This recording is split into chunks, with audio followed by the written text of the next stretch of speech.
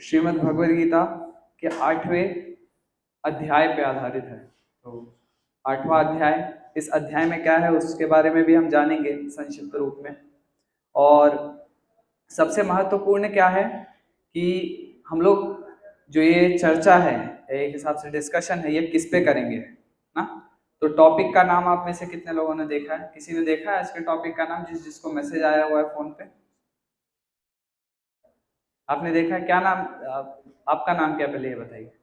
जो अच्छा, सौरभ। ओके, क्या है टॉपिक का नाम आज का? अच्छा, would you like to come back, क्या आप वापस आना चाहेंगे? तो आप में से ये सभी लोगों को प्रश्न पूछा जाएगा कि आप लोग वापस आना चाहेंगे क्या इस सेशन के अंत में ना। तो जो ये 8वां अध्याय है ये बहुत महत्वपूर्ण है। यदि आप देखेंगे तो इसके अंदर भगवान किसके बारे में बता रहे हैं? भगवान भगवत धाम के बारे में बता रहे हैं। भगवत धाम मतलब क्या? जो हमारा भौतिक जगत है, भौतिक जगत जिस प्रकार से हम लोग देख रहे हैं, इसको अभी अनुभव कर पा रहे हैं, हम इसी जगत में रह रहे हैं, इसके लिए अनुभव कर पा रहे हैं इस जगत का। लेकिन यदि हमको दिखाया जाए, जैसे हम लोग म्यूजियम में जाते हैं, बहुत सारे लोगों ने टीवी में ही म्यूजियम देखा होगा, असली में देखा होगा कि नहीं पता नहीं, वहाँ पे डायनासोर के फॉसिल्स रखे हुए होते हैं, हड्डियाँ रखी होती हैं। तो आप लोग उसको देख करके इतने भी ज्यादा आश्चर्यचकित नहीं होंगे। या यदि आपसे कोई पूछे कि या बताए आपको कि डायनासोर का है, तो हाँ ठीक है, चलेगा, कोई बात नहीं, देखा है इसको। तो आप लोगों को उसमें इतना ज्यादा विश्वास नहीं होगा, क्योंकि आपने कभी डायनासोर को देखा नहीं है सामने से ना। क्या चलो ये क्या है, ये तो चलो रख दिया हड्डी का ढांचा, कुछ हमको फर्क नहीं पड़ता उससे। उसी प्रकार से हम इस भौतिक जगत में है ना, तो भौतिक जगत में जब जीव आता है तो उसके ऊपर बहुत सारे आवरण आते हैं, बहुत सारे कवरिंग आ जाते हैं। तो उस आवरण के चलते वो क्या करता है, वो पहचान नहीं पाता अपनी जो असली अवस्था है, उसको पहचान नहीं पाता वो कि मैं हूँ कौन, कहाँ से आया हूँ, क्या कर रहा हूँ यहाँ पे। बहुत सारे लोग आप में से कभी अपने आप को प्रश्न किया होगा, जब आप बोलते एक विद्यार्थी जीवन आप लोग जी रहे होंगे, या फिर आज जब आप लोग बोलते ना एक समाज के नागरिक हैं, टैक्स पेयर जो हम बोलते हैं, अर्न कर रहे हैं, लक्ष्मी ला रहे हैं, आप टैक्स पे कर रहे हैं गवर्नमेंट को, पूरे सो कॉल्ड कंट्री को चलाने में आपका एक हिसाब से बोला जाए एंडेवर है या फिर पार्टिसिपेशन है, राइट। तो उसमें भी आपको कभी ना कभी ये प्रश्न आया होगा, या कभी ऐसा लगा होगा मैं इस चीज के लिए नहीं बना हूं, मैं क्या कर रहा हूँ, मुझे तो ये करना ही नहीं है, मैं क्यों कर रहा हूँ ये। कभी आया? कितने लोग हैं जिनको नहीं आया है ये सवाल, या फिर ये आप लोगों को कभी ऐसा अनुभव नहीं हुआ, अनुभूति नहीं हुई है कि मैं क्या कर रहा हूँ, इस मतलब भगवान ने मुझको भेजा क्यों यहाँ पे, क्या करने आया हूँ मैं यहाँ? कोई है ऐसा जिसके प्रश्न नहीं आया हो? जिसको नहीं आया हो हाथ ऊपर कर सकते हैं। किसी को भी खड़ा नहीं किया जाएगा बेंच के ऊपर, स्कूल क्लास नहीं है, अपना अनुभव है, सभी लोग पर्सनली बता सकते हैं, कोई जोर जबरदस्ती नहीं है।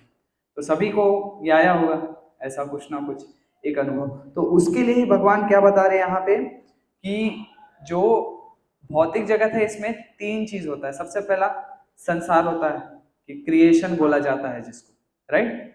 दूसरा क्या होता है, उसकी वो एक हिसाब से क्रिएशन के बाद मेंटेनेंस होता है। घर है, घर बना दिया आपने, फिर उसका मेंटेनेंस करते हैं ना, दिवाली आती है, कुछ आती है, घर की पुट्टी करवाते हैं हम लोग, कलर करवाते हैं ना, कुछ बिगड़ जाता है तो उसे बनाते हैं। और फिर आता है संहार, या फिर एक हिसाब से बोला जाए एनहाइलेशन ना। तो इस भौतिक जगत में ये तीन चीज चलती रहती है, क्रिएशन, मेंटेनेंस, एनहाइलेशन। और इनके तीन प्रमुख इंचार्ज है, जैसे ये तीन डिपार्टमेंट है अलग अलग, तो ये तीन डिपार्टमेंट के अलग अलग अधिवक्ता हैं, ऑफिसर्स हैं ना। तो अब क्रिएशन किसको किसको पता, क्रिएशन कौन करता है, जो संसार होता है वो कौन करता है? हाथ ऊपर करिए। अच्छा, सब बहुत ज्यादा लोगों को पता है, तो मैं ही बताऊंगा, ठीक है। तो ब्रह्मा जी हैं। अब इसको मेंटेन कौन करता है? विष्णु, चलिए सबको पता है। और फिर इसका संहार जो पूरा एनाइलेशन होता है वो कौन करता है? ओके, महादेव। तो इतना तो सभी लोगों को पता है ना, हम लोगों को भारत में है इसलिए पता है, यहाँ पे हर एक रिक्शे वाले को भी पता होता है भगवद गीता के बारे में, बाहर के लोगों को इतना समझ नहीं है। तो हम लोग इसी के ऊपर आज चर्चा करेंगे। और ये इतना महत्वपूर्ण क्यों है ये अध्याय? क्योंकि ये हमारे शाश्वत बोलते हैं ना आश्रय के बारे में बता रहा है। आप में से बहुत लोग ऐसे देखा होगा, पहले गांव में थे, गांव से फिर शहर में आए, शहर में आने के बाद पढ़ाई लिखाई के लिए दूसरे शहर में गए, फिर नौकरी के लिए दूसरे शहर में जा रहे हैं, और नौकरी स्विच करते हैं तो अलग अलग शहरों में जाते रहते हैं ना। बहुत सारे लोगों को ऐसा अनुभव होगा, विद्यार्थी जीवन हो, जो पढ़ना लिखना चाह रहा हो, या फिर जो जॉब कर रहा हो, जॉब के खोज में भी आया हो ना। तो हम लोग बोल सकते हैं कि ये हमारा परमानेंट घर है यहाँ पे? कोई बोलेगा यहाँ पे? नहीं ना, हर समय बदल रहा है। तो हमारा शाश्वत जगह है काबल, बल्कि हम लोग इन सभी बदलती परिस्थितियों में एक ही प्रयास कर रहे हैं, और वो क्या प्रयास है कि कहीं ना कहीं स्टेबल हो जाए। स्टेबिलिटी ढूंढ रहे हैं ना, कहीं एक जगह पे हम स्थिर रहें, कहीं जाने की आवश्यकता ना हो। कोई है ऐसा जो चाहता मैं जाता रहूं बस दूर दूर? बहुत सारे लोगों का ऐसा डिजायर होता है कि नहीं नहीं, मैं तो ऐसा नहीं हूं, मैं चाहता हूं मैं पूरा दुनिया घूमूं, ट्रैवल करूं पूरे विश्व भर में, अलग अलग अनुभव लूं। लेकिन लौट करके तो किसी एक जगह आना है ना आपको। यदि मैं बोलूं आपका वो जगह ही स्थिर नहीं है तो उसी प्रकार से जो जीव है इस भौतिक जगत में, उसकी स्थिरता कहाँ है? भौतिक जगत में नहीं है, भगवान के धाम में है, गोलोक वृंदावन में। तो उसी के ऊपर आज भगवान प्रकाश डालेंगे। इसके आगे के कुछ श्लोकों में आएगा ये। और फिर भगवान क्या बताते हैं कि वहां पे एक पुरुष रहते हैं जो वहां पे वो शाश्वत काल से रह रहे हैं, और वो पुरुष कौन है? भगवान स्वयं। तो वो स्वयं के बारे में ही बताते हैं। फिर उसके बाद वो बताते हैं कि यदि आपको उन पुरुष के पास जाना है, उन्हें प्राप्त करना है, तो किस प्रकार से प्राप्त करेंगे, इसकी भी विधि बताई गई है श्रीमद् भगवत गीता में। तो ये थोड़ा सा आगे का चर्चा, मैं आप लोगों को एक चैप्टर का ओवरव्यू दे रहा हूं ना, कि है क्या इस चैप्टर में।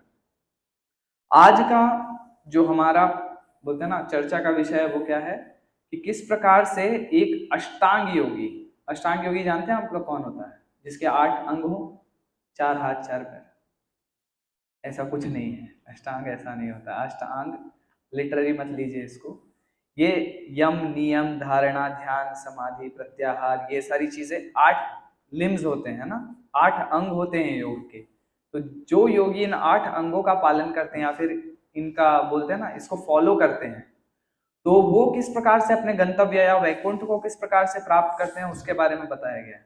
तो आज हम 3 श्लोक लेंगे, 23 से लेकर के 26 तक। ये 3 श्लोक हैं 8वें अध्याय के, और इसमें इसी के बारे में बताया गया। और इसमें भी बताया गया है क्या कि इसमें 2 प्रोसेस है ना, 2 तरीका है, 2 विधि है इसमें।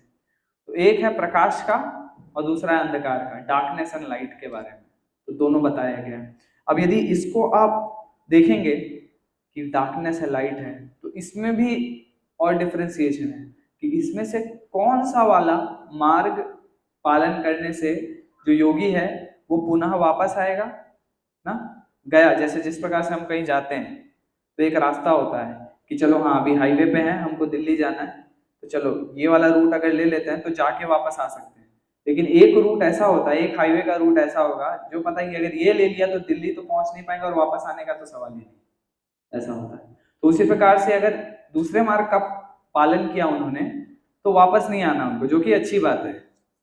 जो व्यक्ति या फिर जो योगी भगवत धाम जाए, वो जा करके वापस आने की आवश्यकता क्या है उसको, ठीक है। तो हम लोग पहले श्लोक का, मैं पहला श्लोक उच्चारण करता हूँ, फिर उसका अनुवाद तात्पर्य जो श्रीला प्रभुपाद जी के द्वारा दिया गया है उसके ऊपर हम लोग चर्चा करेंगे। पर उससे पहले मंगलाचरण करेंगे। श्लोक का उच्चारण करने के बाद में मंगलाचरण करेंगे।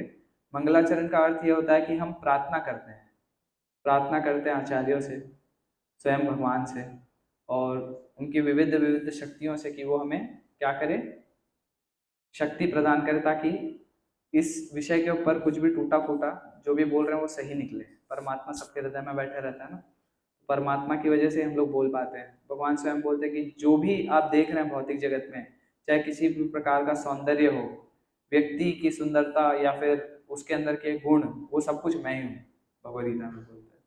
तो इस हम लोग मिथ्या अहंकार में ना रहें कि हम अपने ज्ञान की वजह से चीज़ों को समझ पा रहे हैं, या फिर मैं अपने ज्ञान की वजह से इसके ऊपर प्रकाश डाल पा रहा हूँ या बोल पा रहा हूँ। इसके लिए मंगलाचरण करते हैं और प्रार्थना की याचना करते हैं। तो हम लोग पहला श्लोक जो कि 23 नंबर है, मैं उसका उच्चारण करूंगा, उसका अनुवाद और तात्पर्य जो श्रील प्रभुपाद जी के द्वारा दिया गया है, फिर वो पढ़ेंगे हम लोग। यत्र काले त्वनावृत्तिम् आवृत्तिं चैव योगिनः प्रयाता यान्ति तं कालं वक्ष्यामि भरतर्षभः। तो इसका अनुवाद इस प्रकार से, हे भरत श्रेष्ठ, अब मैं तुम्हें उन विभिन्न कालों को बताऊंगा जिनमें इस संसार से प्रयाण करने के बाद योगी पुनः आता है और अथवा नहीं आता है। तो हम लोग मंगलाचरण करेंगे अभी, ठीक है। आप लोग भी यदि इसके पीछे दोहरा ना पाए, और दोहराएं भी तो बहुत ही बोलते कम स्वर में दोहराइए उसको, और यदि नहीं दोहरा पा रहे हैं बस हाथ जोड़िए और प्रार्थना कीजिए भगवान से आंखें बंद करके। ओम ज्ञानतिमिरन्धस्य ज्ञानाञ्जनशलाकया चक्षुरुन्मीलितं येन तस्मै श्रीगुरुवे नमः। श्रीचैतन्यमनोभीष्टं स्थापितं येन भूतले स्वयं रूपः कदा मह्यं ददाति स्वपदान्तिकम्। वन्देऽहं श्रीगुरो श्रीयुतापदकमलं श्रीगुरून् वैष्णवांश्च श्रीरूपं साग्रजातं सहगण रघुनाथान्वितं तं सजीवं साद्वैतं सावधूतं परिजनसहितं कृष्णचैतन्यदेवं श्रीराधाकृष्णपादान् सहगण ललिता श्रीविशाखान्वितं च। नमः ओं विष्णुपादाय कृष्णपृष्ठाय भूतले श्रीमते भक्तिवेदान्तस्वामिनिति नामिने। नमस्ते सारस्वते देवे गौरवाणी प्रचारिणे निर्विशेषशून्यवादी पाश्चात्यदेशतारिणे। जय श्री कृष्ण चैतन्य प्रभु नित्यानंद श्री अद्वैत गदाधर शिवासादि गौर भक्तवृंद। हरे कृष्णा कृष्णा कृष्णा हरे हरे, हरे राम राम राम हरे हरे। तो इसका अनुवाद और तात्पर्य दोनों श्रील प्रभुपाद जी के द्वारा है। तात्पर्य में श्रील प्रभुपाद बताते हैं, परमेश्वर के अनन्य पूर्ण शरणागत भक्तों को इसकी चिंता नहीं रहती कि वे कब और किस तरह शरीर को त्यागेंगे। वे सब कुछ कृष्ण पर छोड़ देते हैं और इस तरह सरलता पूर्वक प्रसन्नता सहित भगवत धाम जाते हैं। किंतु जो अनन्य भक्त नहीं है और कर्म योग, ज्ञान योग तथा हठ योग जैसे आत्म साक्षात्कार की विधियों पर आश्रित रहते हैं, उन्हें उपयुक्त समय में शरीर त्यागना होता है, जिससे वे अशाश्वत हो सके कि इस जन्म मृत्यु वाले संसार में उनको लौटना होगा या नहीं। यदि योगी सिद्ध होता है तो वह इस जगत से शरीर छोड़ने का समय तथा स्थान चुन सकता है, किंतु यदि वह इतना पटु नहीं होता तो उसकी सफलता उसके अचानक शरीर त्याग के संयोग पर निर्भर करती है। भगवान ने अगले श्लोक में ऐसे उचित अवसरों का वर्णन किया है कि कब मरने से कोई वापस नहीं आता। आचार्य बलदेव विद्याभूषण के अनुसार यहाँ पर संस्कृत के काल शब्द का प्रयोग काल के अधिष्ठाता देव के लिए हुआ है। आप में से कितने लोगों को इसका तात्पर्य समझा है, या कितने लोगों ने सुना है इसको? सुन तो लिया, याद कितने लोगों को कि क्या सुना? कोई है ऐसा क्या भूला गया? बहुत समय ऐसा होता है सुनते यहाँ से अंदर गया, यहाँ से निकल गया। किसके साथ ऐसा हुआ है? चलो कम से कम यहाँ पे बहुत ही पुण्य आत्मा लोग हैं, सच तो बोल रहे हैं, बाकी लोग तो हाथ भी ऊपर नहीं कर रहे। ठीक है, तो अब इसमें यदि देखेंगे क्या बता रहे हैं श्रील प्रभुपाद कि जो योगी है ना, हमने बोला कि उस समय के ऊपर डिपेंड करता है उसका कि किस समय पे वो छोड़ेगा शरीर तो क्या होगा उसके पास और क्या नहीं होगा। तो ये योगी की बात हुई। अभी यहाँ पे देखेंगे तो आप 4 कैटेगरी दी गई है ना, 4 श्रेणियां दी गई हैं। 4 श्रेणी क्या है? कर्म योग, ज्ञान योग, ध्यान योग और भक्ति योग ना। तो इसमें बताया गया है किसके ऊपर? जो 3 प्रमुख हैं, 3 मतलब जो 3 लोग हैं वो कौन है? कर्म, ज्ञान और ध्यान योगी, इनके बारे में बताया गया। भक्त के बारे में नहीं बताया गया, क्योंकि भक्त क्या है, भक्त को इसकी आवश्यकता नहीं है कि इस समय शरीर छोड़ेंगे तभी भगवत धाम जाएंगे, ऐसा। क्योंकि लिए जो भगवान का शुद्ध भक्त होता है, भक्त भी इसके ऊपर भी चर्चा करें हम लोग। शुद्ध भक्त क्यों बोला जा रहा है, किस लिए हम लोग शुद्ध भक्त ये शब्द का प्रयोग कर रहे हैं? तो जो शुद्ध भक्त होता है पूर्ण रूप से भगवान पे आश्रित होता है ना। यदि आप देखेंगे छोटा बच्चा हो जिस प्रकार से, तो छोटा बच्चा उसको कभी फिक्र नहीं करनी होती कि फ्लाइट का टिकट कहाँ से आएगा, या फिर कितने समय पहले घर से निकलूँ तो एयरपोर्ट में पहुँचूंगा, क्या क्या डॉक्यूमेंट्स लेके जाना है मुझको वहाँ चेक इन करने के लिए। कभी देखा है किसी बच्चे को अपना बैग पैक करते हुए? नहीं, बच्चा कभी बैग पैक नहीं करता।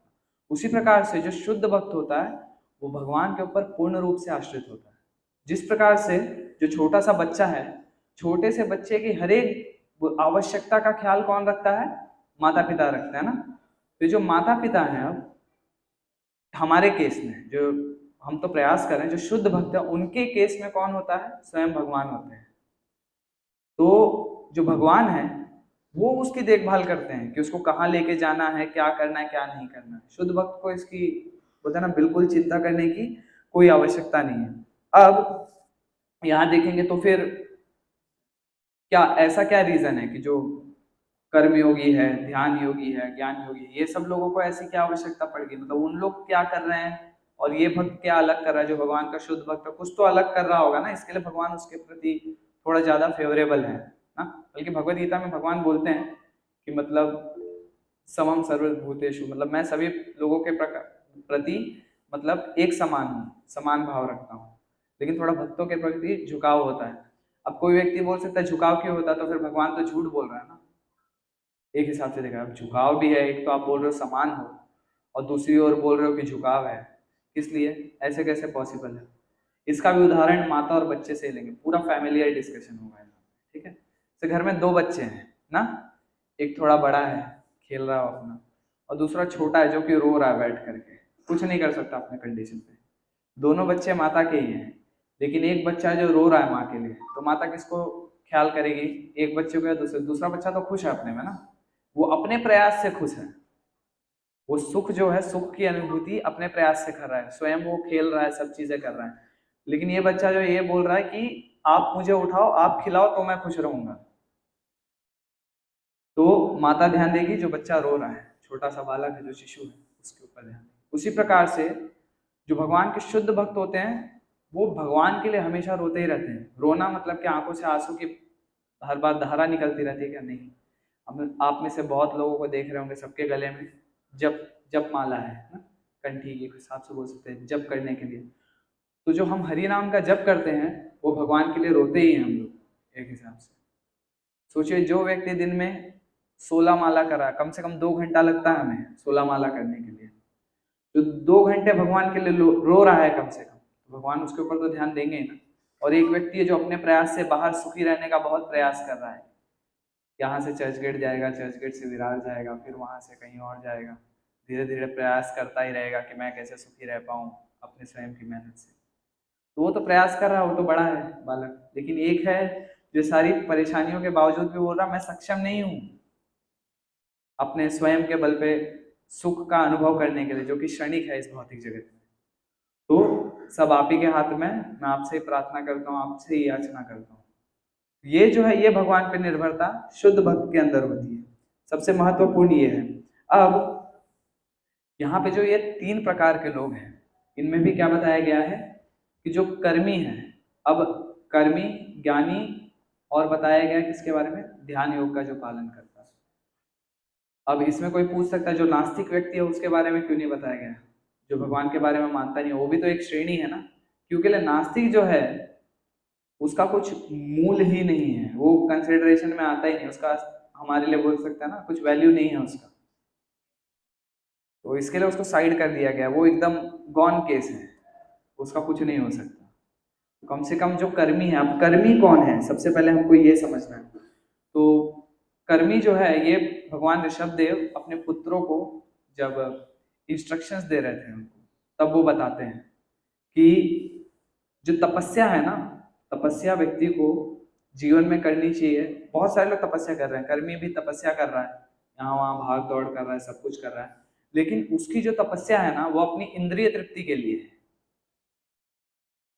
जिसे वो किसके उदाहरण रूप में, किसका एक हिसाब से बोल सकते हैं ना हम लोग, रेफरेंस देते हैं, वो रेफरेंस देते हैं कुत्ते और बिल्ली का। जो कुत्ते और बिल्ली हैं वो लोग भी मेहनत कर रहे हैं, यहाँ वहां भाग रहे हैं, और सबसे बड़ी चीज वो अपने इंद्रिय सुख के लिए ही कर रहे हैं, अपने लिए कर रहे हैं, अपने लिए कि मैं कैसे खुश रहूं। भगवान वहां पे कंसिडरेशन में है ही नहीं। तो तपस्या बोला गया है करने के लिए, सब बोलेंगे, आप बहुत लोगों को बोलते हुए सुनेंगे बाहर कि कैसा जीवन है, ये देखो हमारा जीवन कितना अच्छा है, हम भी तपस्या कर रहे हैं, दिन भर भाग रहे हैं यहाँ से वहां ना, परिवार का पालन कर रहे हैं, सब कुछ कर रहे हैं, तो गलत क्या है इसमें? हमारा भी तो तपस्या। लेकिन शास्त्रों में किस तपस्या के बारे में बताया गया? शास्त्रों में भगवान ऋषभ देव बताते हैं कि जो तपस्या है उसका स्वभाव कैसा होना चाहिए, जो भगवान के प्रति, एक हिसाब से बोला है ना, डिवाइन, डिवाइन फॉर्म, ईश्वरीय होना चाहिए, दैविक नहीं, ईश्वरीय होना चाहिए। तो डेमी गॉड का टाइप नहीं होना चाहिए, डिवाइन होना चाहिए उसको तपस्या। और उससे क्या मिलेगा हमको?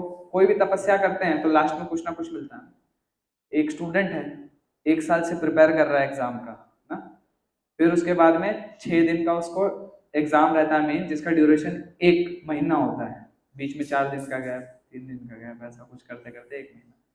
वो 1 महीने तक टेंशन में रहता है। इससे अच्छा 6 दिन में टेंशन में रह सकता था, 6 दिन टेंशन लेकर के सब क्लियर कर लेता हूँ।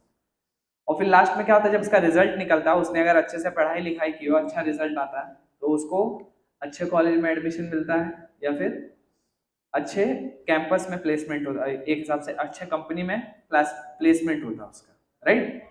तो उसको फल तो मिला उसके तपस्या का, 1 साल जो उसने श्रम किया, या फिर 6 महीना, 1 सेमेस्टर, जो भी हो, उसने श्रम किया, उसका फल मिला। तो हर एक तपस्या के अंत में क्या मिलता है हमको? फल मिलता है। तो जो व्यक्ति, जो कर्मी है, वो तपस्या कर रहा है, उसका भी फल मिल रहा है, उसको कुछ ना कुछ सुख की अनुभूति हो रही है, इसके लिए तो तपस्या कर रहा है ना, इसके लिए भाग दौड़ कर रहा है। अगर उसको नहीं मिलेगा कुछ, तो भाग दौड़ क्यों करेगा? नहीं करेगा, बिल्कुल नहीं करेगा। तो उसी प्रकार से इसमें ऋषभदेव क्या बोलते हैं, भगवान ऋषभदेव क्या बोलते हैं कि आपको जो सुख मिलेगा ना, जो ब्रह्म सुख मिलेगा, वो कैसा रहेगा? वो अनंत रहेगा, शाश्वत रहेगा, अशाश्वत नहीं रहेगा। आप में से बहुत लोगों को ऐसा अनुभव होगा कि अभी जैसे जो थोड़े स्टूडियस हैं, पढ़ते लिखते हैं, उनका एक गोल होगा कि मुझको इस यूनिवर्सिटी में या इस स्कूल में या फिर इस कॉलेज में प्लेसमेंट चाहिए, राइट। दूसरे होते हैं कि नया नया गैजेट लॉन्च हो रहा है, आईफोन 15 प्रो मैक्स, ऐसा कुछ, कि ये वाला मिल जाए बस फर्स्ट सेल पे तो मैं खुश हूँ। एक ऐसा व्यक्ति होता है, बस लाइफ का गोल ये है कि एक खुद का फ्लैट हो ना, एक छोटा सा खुद का परिवार हो, या फिर एक होता है कि चलो मेरे को ये मेरा गोल लिस्ट है, टू डू लिस्ट है लाइफ में, ये सारी चीजें टिक मार्क होनी चाहिए, तो इसको अकम्प्लिश करना है ना हमको। तो एक बार आपने अकम्प्लिश कर लिया, या फिर चलो उसको पा लिया आपने, तो आप में से बहुतों ने अनुभव भी किया होगा इसको, कि वो सुख उसी समय समाप्त हो जाता है। आपको तो ऐसा लगेगा इसको पाने से पहले, ये चीज मुझको मिलने से पहले जितना सुखी था मैं, या फिर जितना मैं सोच रहा था मुझको सुख मिलेगा, उतना तो मिला ही नहीं मुझको। तो ये क्या है? अशाश्वत है, अशाश्वत सुख है। आपको ऐसा अनुभूति हो रहा है कि इसको पाने पे मिल जाएगा मुझको। मृग छाल के बारे में आता है, मृग छाया के बारे में, मिराज बोलते हैं हम लोग। तो यदि आप रेगिस्तान में देखेंगे, डेजर्ट में, तो जब बहुत ज्यादा धूप होती है ना और प्यास लगती है, गला सूख जाता है एकदम, तो ऐसा दिखता है दूर से कि वहां जल है, पानी दिखता है, होता नहीं है, भागता ही रहेगा रेगिस्तान में, उसको पानी मिलेगा नहीं, लेकिन दिख रहा है कि पानी रखा हुआ है वहां। तो उसी प्रकार से अशाश्वत सुख है, छाया, छाया के पीछे पेड़ है। आपने कभी उल्टा पेड़ देखा है? क्या बात कर रहे हैं, किसी ने नहीं देखा? उल्टा पेड़ नहीं देखा? आपने देखा है कहाँ पे? बहुत सही। नदी के किनारे यदि आप पेड़ देखेंगे, तो उसकी जो परछाई पड़ती है पानी में, वो उल्टा पेड़ है ना?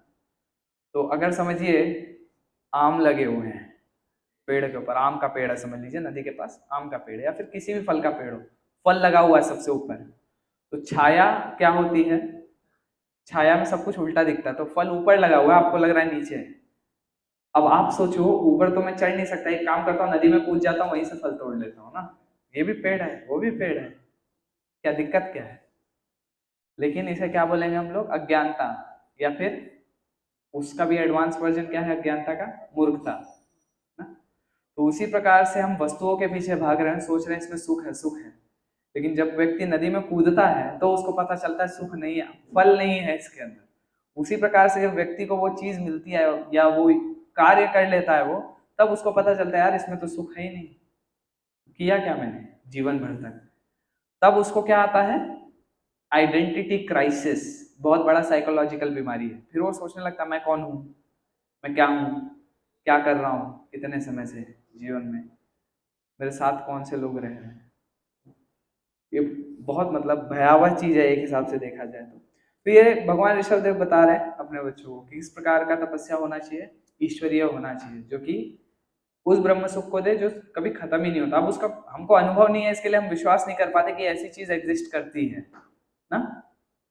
जैसे आप लोगों में से कितने लोगों ने एक हिसाब से बोल सकते हैं किसी ऐसी चीज का अनुभव किया हो जो आप प्रत्यक्ष रूप में ना देखते हो? कोई है ऐसा कि आप उसको देख नहीं सकते लेकिन अनुभव हो रहा है आप लोगों को? बहुत सारी ऐसी चीजें हैं, कोई उदाहरण देना चाहेगा? हाथ ऊपर करके। हवा। हवा, और बोलिए, कोई और हाथ ऊपर किया था वहां से। अच्छा, आप भी हवा ही बोल रहे थे क्या? नहीं, उसका तो अनुभव हो रहा है ना, आपको टेस्ट करते हैं तो फिर पता चल ही जाता है, उसका स्ट्रक्चर दिख गया आपको, फंगस टाइप का ऐसा दिखता है कुछ तो। या तो विश्वास है आप लोगों को ना कि ऐसा ही दिखता है वो। सबसे, आप बोल रहे थे कुछ, बोलो। ओके। इंटेलिजेंस। इंटेलिजेंस सबसे महत्वपूर्ण है। तो आप किसी को देख करके इंटेलिजेंस दिखता है क्या किसी का, कि भाई ये व्यक्ति बुद्धिमान है, तो उसकी बुद्धि दिखेगी क्या आपको? कैसे नहीं दिखेगी, जो उसके कार्य होंगे उसमें दिखेगी ना। हर चीज पे एग्री मत करो, कहीं ना कहीं रिफ्यूट करो, दिखेगी आप लोगों को, जो कार्य करेगा वो भी दिखेगी। लेकिन जो सुख होता है ना, सुख, सुख दिखता नहीं है। आप समझते हैं जो व्यक्ति हमेशा खुश है, स्माइल है फेस पे, वो सुखी है? तो ये जो सुख होता है, ब्रह्म सुख है ना, ये आंतरिक होता है। आप योगियों को देखेंगे वो सदैव गंभीर होंगे ना, बहुत दृढ़ होंगे, उनके चेहरे पे मतलब ऐसे सुखी तो होते हैं, हंसते रहेंगे वो, लेकिन किसी भी प्रकार की परिस्थिति हो उसमें भी हंसेंगे, चाहे वो दुखी हो सुखी हो, समभाव रहेंगे वो उसमें। भगवान बोलते हैं ऐसे ही लोग मुझे प्रिय हैं। तो सुख का अनुभव जो है वो व्यक्ति आंतरिक कर सकता है। जिस प्रकार से भूख होती है, से माता क्या करती है, आप घर पे पहुंचिए हॉस्टल से या फिर बाहर आपका कॉलेज हो, पतले हो गए हो, घर पे पहुंचे, मेस में 2 रोटी खाते थे, मम्मी के पास पहुंचे, घी लगा लगा के 6 रोटियां खिला दी। अब आपको पता है आपका पेट भर चुका है, लेकिन माँ का मन नहीं भरा है अभी तक, तो बोले नहीं बेटा और खा और खा और खा। माता को नहीं पता चल रहा, लेकिन आपको पता है कि आपका भूख मिट चुका है। माता को भूख नहीं दिख रहा, माता को बस शरीर दिख रहा है, वो सोच रही है एक ही बार खिला दूं, जितना चाहिए उतना मोटा हो जाए वो, ना। तो ऐसी बहुत सारी चीजें हैं। उसी प्रकार से जो सुख है ना, ब्रह्म सुख, ये जो अनुभव करता है उसी को होता है। और अनुभव किस प्रकार से किया जाए उसका भी प्रोसेस है, जो कि हमारे वॉलेंटियर्स आपको क्लास के एंड में बताएंगे, जब आप बुक स्टॉल पे आएंगे, वहां पे छोटा सा लगाया हुआ है ना। तो इस चीज के बारे में बात चल रही है कि हमको क्या करना है, इस ब्रह्म सुख के पीछे भागना। लेकिन जो कर्मी होते हैं ना, कर्मी भी वेद शास्त्र का पालन करते हैं, बहुत अच्छा चैरिटी देंगे, सब कुछ करेंगे, लेकिन उनका मेन चीज क्या होता है, अपनी इच्छाओं की पूर्ति करना। वेद का उपयोग करेंगे अपनी इच्छा का पूर्ति करने के लिए, सबसे महत्वपूर्ण ये है।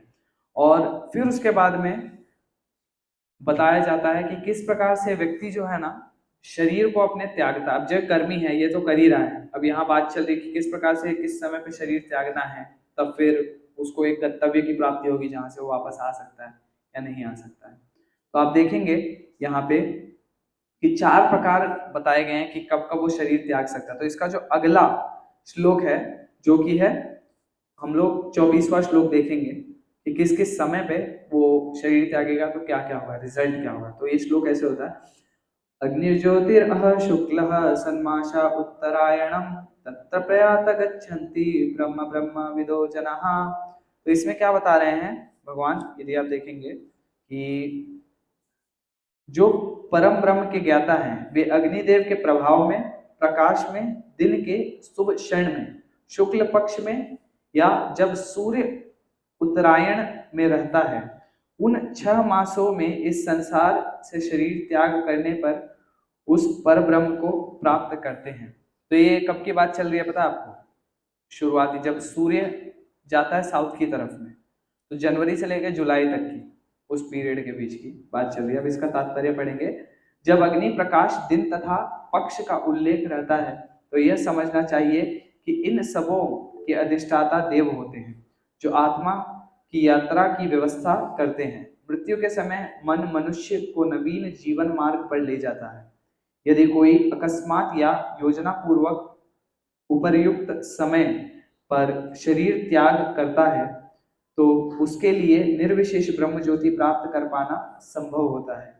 योग में सिद्ध योगी अपने शरीर को त्यागने के समय तक तथा स्थान की व्यवस्था कर सकते हैं, अन्यों का इस पर कोई वश नहीं होता। यदि संयोगवश वे शुभ मुहूर्त में शरीर त्यागते हैं तब तो उनको जन्म मृत्यु के चक्र में लौटना नहीं पड़ेगा, अन्यथा उनके पुनरावर्तन की संभावना बनी रहती है। किंतु कृष्ण भावनाव्रत में शुद्ध भक्त के लिए लौटने का कोई भय नहीं रहता, चाहे वह शुभ मुहूर्त में शरीर त्याग करे या अशुभ क्षण में, चाहे अकस्मात शरीर त्याग करे या स्वेच्छा पूर्वक। राइट। तो इसमें बताया गया सबसे महत्वपूर्ण क्या बताया गया है कि चार होते हैं ना, चार चीज। एक होता है कि आप लोग अमावस्या होती है और एक पूर्णिमा होती है। तो अमावस्या के समय नहीं, पूर्णिमा के समय जो शरीर त्यागे, जो दिन के समय में सूर्य के प्रकाश में त्यागे, और जो इन 6 मासों में त्यागे, जो कि जनवरी से लेकर के जुलाई तक है। क्योंकि इसमें यदि आप देखेंगे तो सूर्य क्या करता है, साउथ की तरफ जाता है, फिर उसके आगे के महीनों में फिर वो वापस आता है। तो इस प्रकार से इसमें 4 चीजें बताई गई हैं कि या तो अग्निदेव के प्रकाश, हीट जो होती है ना, हीट या लाइट, इस प्रकार से दो इसके क्लासिफिकेशन है। और दूसरा है जो पूर्णिमा है उस समय पे, और जब सूर्य नॉर्थ के एक हिसाब से बोला जाए साउथ की तरफ अप्रोच कर रहा हो, तब। ये 4 महत्वपूर्ण चीजें हैं जो कि एक योगी के लिए बहुत आवश्यक होती है। यदि उसको वापस नहीं आना है तो इसमें शरीर उसको त्यागना है।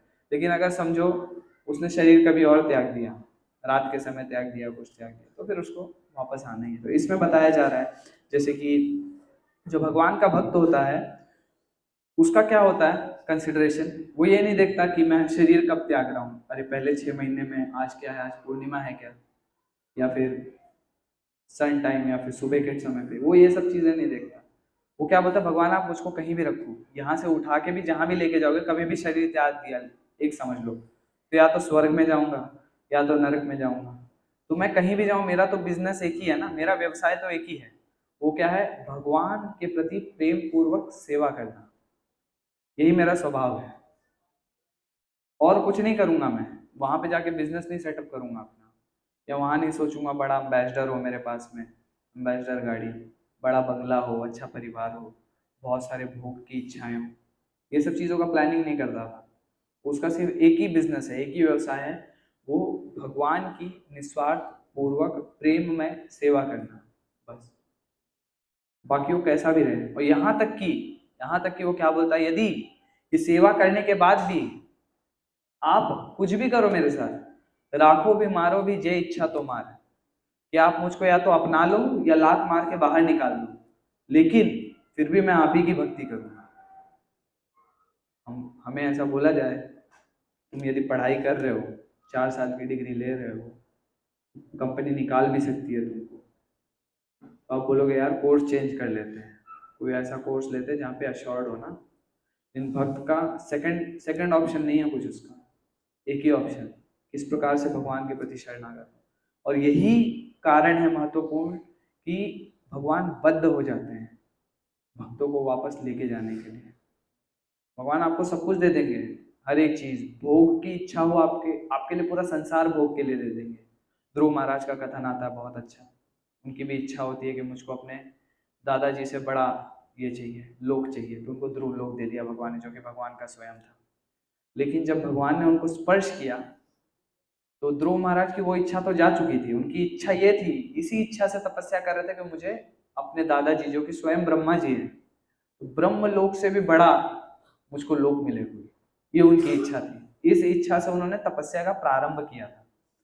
लेकिन जब भगवान आए और उन्होंने अपना शंख जो है ध्रुव महाराज के बोलते ना एक हिसाब से शीश पे स्पर्श किया, तो उन्होंने क्या बोला कि मैं जो मांग रहा था वो टूटे हुए कांच के टुकड़े, और आपने मुझको क्या दिया है, आपने मुझको दिया है सबसे महत्वपूर्ण चीज, वो भगवत प्रेम, जो कि किस रूप में है, हीरे के रूप में, ना। तो इसी प्रकार से जो भक्त होता है वो और कुछ नहीं चाहता, उसके लिए कंसिडरेशन है नहीं। वो बोलता मैं तो टूटा हुआ कांच का टुकड़ा मांग रहा हूँ इस भौतिक जगत में, और कुछ तो मेरे पास है, क्या करेंगे उसको। तो यही बताया जाता है। तो सबसे महत्वपूर्ण क्या है उसके लिए, शुद्ध भक्ति। लेकिन आप देखेंगे योगी जो होता है ना, योगी का ऐसा नहीं होता। योगी कैसा रहता है कि वो थोड़ा थोड़ा, मैं मतलब 70% अपनी मेहनत पे डिपेंडेंट हूँ, 30% भगवान के ऊपर डिपेंडेंट ना। इसके लिए हठ योगा करते हैं, पैर ऊपर सर नीचे, या दोनों पैर गले में बांध लेंगे, या श्वास को रोकने का प्रयास करेंगे, या कुछ करेंगे ना। तो किसके किसके एफर्ट्स ज्यादा दिख रहे हैं आप लोगों को, भगवान के ऊपर आश्रित है वो, या खुद के शरीर के ऊपर। शरीर से तपस्या कर रहा है ना वो इतनी कठिन, तो स्वयं के ऊपर आधारित है। भगवान के प्रति इतना आधारित नहीं है वो। तो ठीक है, चलो कर लेंगे ऐसा। अब यदि आप देखेंगे तो सबसे महत्वपूर्ण क्या है इसमें कि हमको भगवान के ऊपर ही आधारित रहना है। अब आप लोग जानते होंगे परीक्षित महाराज के बारे में। तो परीक्षित महाराज एक श्लोक में बोलते हैं श्रीमद् भागवतम में कि भगवान मुझको बस 3 चीज चाहिए। भगवान से मांगा उन्होंने, इच्छा की। इच्छा में वो 3 चीज क्या है? सबसे पहला तो आपकी शुद्ध प्रेम भक्ति, प्योर डिवोशन। सेकंड, वो बोलते हैं कि सभी जीवों के प्रति एक मैत्रीय पूर्वक भाव चाहिए, फ्रेंडली रिलेशनशिप चाहिए। फिर उसके बाद क्या बोलते हैं? तीसरी चीज कि आपके भक्तों का संग चाहिए, क्योंकि जब उनको भक्तों का संग मिलेगा तो भगवान को सदैव याद रख पाएंगे, क्योंकि भक्त जो है वो हमेशा भगवान के चिंतन में रहते हैं, और जो भक्त के संपर्क में आता है वो भी भगवान के चिंतन में लगता है ना। दूसरा किस लिए वो मांग रहे हैं कि सभी जीवों से मैत्री का भाव होना चाहिए, ताकि वो आगे चल के कर्म फल में ना फंसे, कि वो पाप पुण्य ना करे। यदि मैं आपके प्रति द्वेष रखता हूँ और द्वेषवश कुछ भी कार्य कर देता हूँ तो वो कर्म माना जाए, चाहे अकर्म हो या सुकर्म, किसी भी प्रकार का अच्छा कर्म बुरा कर्म, वो मेरे बंधन का कारण बनेगा ही बनेगा। और फिर ये दोनों चीजें करने से क्या होगा? मुझे भगवान की शुद्ध प्रेमा भक्ति मिलेगी। ये दे दीजिए बस। परीक्षित महाराज ये बोलते हैं यहाँ पे। अब आप देखेंगे कि ये जो योगी है, चलिए मान लीजिए सफल हो जाता है ना, सफल हो गया, वो पहुंच गया लोगों में, तो अब वो ऊपर जाता है। इसके ऊपर जाना मतलब क्या होता है, कैसे जाता है, क्या होता है? तो इसको भी थोड़ा डिटेल में बताया गया श्रीमद् भागवतम में। कि वो ऊपर जाता है तो पहले इंद्र जी के पास जाता है। फिर इंद्र जी क्या करते हैं ना, 13 प्रमुख देवता होते हैं, अधिष्ठाता देव बोलते हैं, हर एक लोक के अलग अलग देव होते हैं। तो फिर वो उनको हैंड ओवर कर देते हैं कि भैया जाओ तुम, ख्याल रखो जिस प्रकार से उसकी रुचि हो। कोई पितृलोक में जाना चाहेगा, कोई सूर्य लोक में जाना चाहेगा। हमारे साइंटिस्ट चंद्रयान लॉन्च कर रहे हैं, उनको चंद्रमा पे जाना है, उनके लिए चंद्रमा वाले देव को दे देगा। तो इस प्रकार से जैसे जिसकी इच्छा हो वैसे ऐसे ग्रहों पे भेज दिया जाता है, और वहां जाके वो क्या करता है? तपस्या करता है उनके अधीनता में, एक हिसाब से उनके अंडर रह करके ना, उनके ऑब्जर्वेशन में रह करके। फिर जब वो परिपक्व हो जाता है फिर उसको किसके पास भेजा जाता है? ब्रह्मा जी के पास भेजा जाता है। और ब्रह्मा जी के पास वो बहुत लंबे समय तक रहता है, वहां पे भी जाके तपस्या करता है, वो सब चीजें करता है। अब वो ब्रह्मा जी के पास जाके तपस्या कर रहा है, लेकिन जब इस सृष्टि का संहार होता है, एनाइलेशन होता है, तब उसके पास 2 ऑप्शन रहता है। यदि वो सकारवादी है, भगवान का मतलब भक्त है, तो फिर वो वैकुंठ में चला जाता है। लेकिन यदि वो निराकारवादी है तो ब्रह्म ज्योति को प्राप्त करता है। तो इतने डिटेल में बताया गया।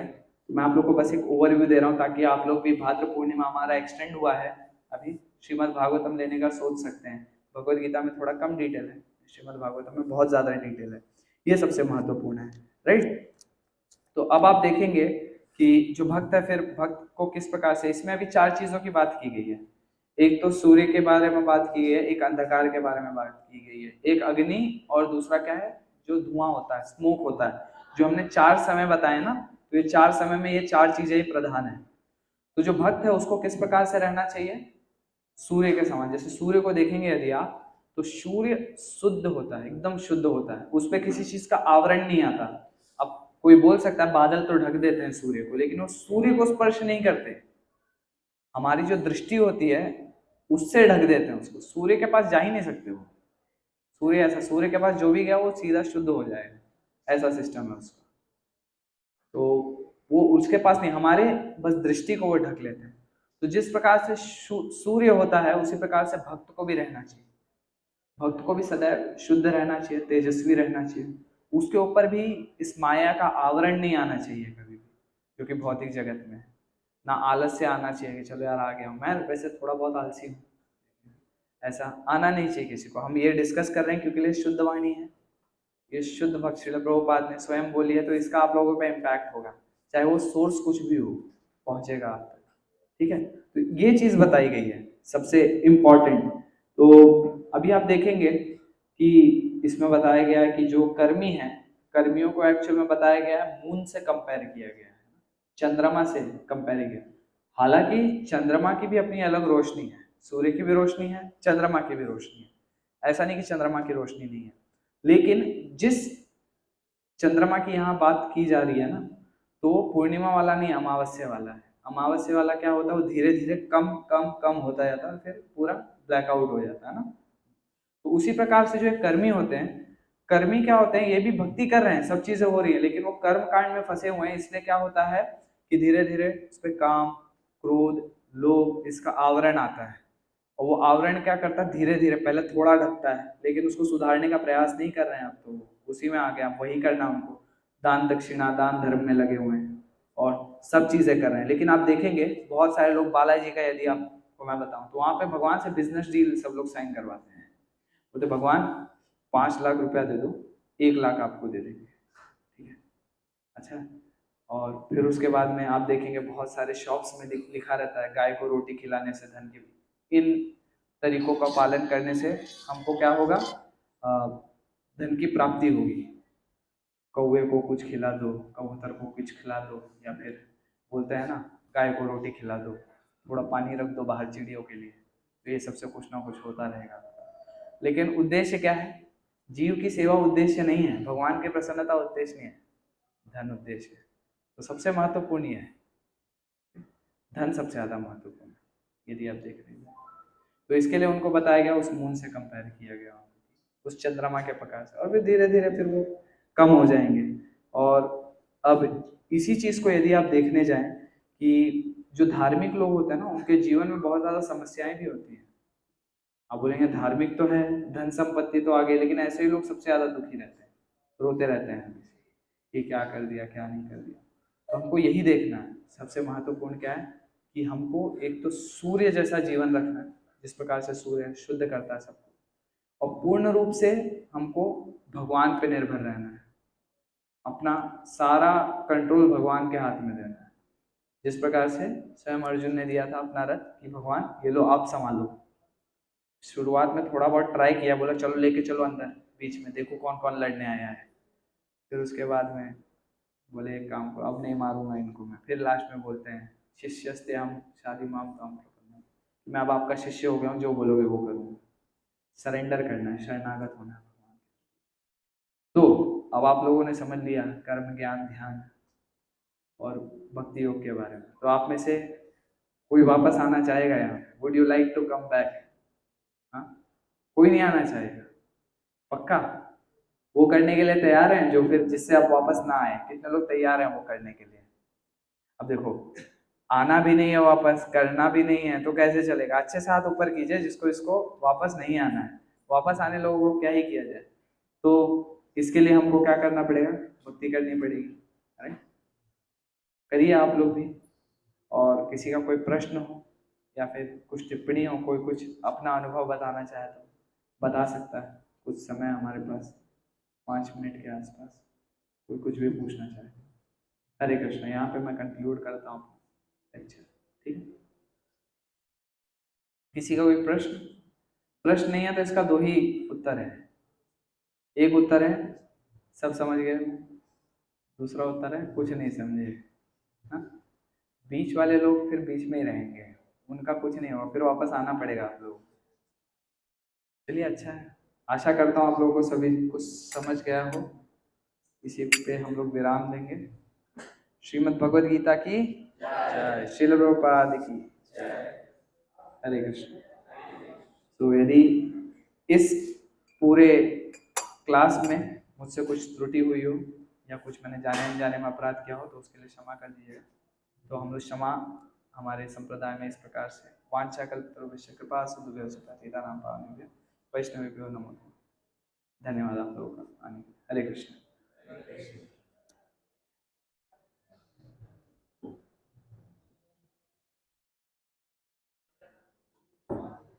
हाँ, अभी कीर्तन होगा, थोड़ा एक्सप्लोसिव वाला, अच्छा सा आप लोगों के लिए डांसिंग कीर्तन। यहाँ पे जो बैठे थे वो मेडिटेटिव कीर्तन था, जो हम लोगों ने किया क्लास चालू होने से पहले, उसे मेडिटेटिव कीर्तन बोलते हैं। अभी जो होगा वो डांसिंग कीर्तन होगा। इतना बड़ा डांस हॉल प्रोक्योर करने के लोग सैटरडे नाइट संडे नाइट्स का 5-5 हज़ार 6-6 हज़ार रुपये देते हैं क्लब्स में। हम फ्री में दे रहे हैं आपको, डांस कीजिए यहाँ पे, राइट? चलिए, हरे कृष्ण।